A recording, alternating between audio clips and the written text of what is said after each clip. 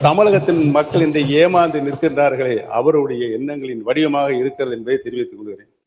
தமிழகமே பாராட்டி கொண்டிருக்கிற ஒரு தூய ஆட்சியை பற்றி ஏமாற்றத்தை உருவாக்குற ஆட்சி என்று நீங்கள் குறிப்பிடுவது வேடிக்கையாக இருக்கிறது. நீங்கள் இடம் மாறி இருக்கிறீர்கள், பரவாயில்லை, அதற்காக இவ்வளவு துடிபாட வேண்டிய அவசியம் இல்லை.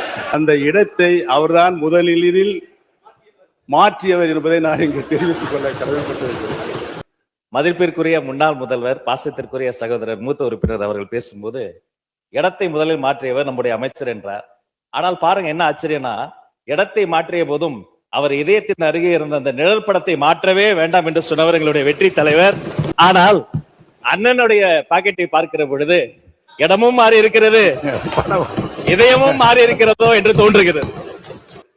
எங்கள் அண்ணன் செங்கோட்டையன் அவர்கள் இடம் மாறி இருக்கலாம், ஆனால் புரட்சி தலைவி அம்மா அவர்களை இன்னும் தன்னுடைய இதயத்தில், தன்னுடைய சட்டை பையில் இன்னும் வச்சிருக்காரு.